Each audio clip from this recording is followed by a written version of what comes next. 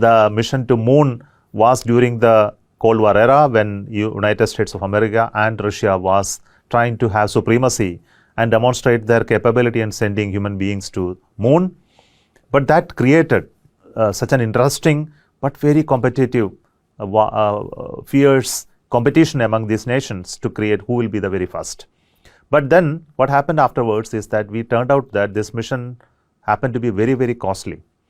For any nation to sustain this program for long years is not that easy. So after having accomplished the first human landing, United States of America continued the mission for some more time, and many human beings have gone to the moon and brought a lot of scientific outcome. But then we realized the potential of this such an experiment. Converting that into a scientific outcome and also turn it into some commercial activity was not easy. That's why that interest came down. Later, the focus was on human access to space, like International Space Station, Skylab, and Mir space stations that were all built in the later years, and that continued microgravity and other space research activity through those platforms.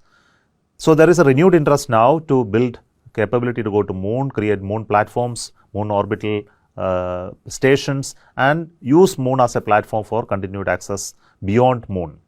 This change happened because of a very important reason, that access of human beings to space is now possible because the launch cost has come down. The technology has progressed.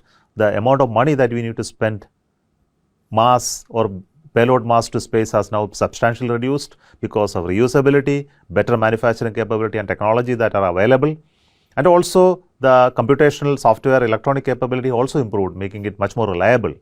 So the risk associated with such missions are much lesser, in my opinion. So that's why there is a renewed interest. And of course, the scientific outcome out of it could also be sustainable.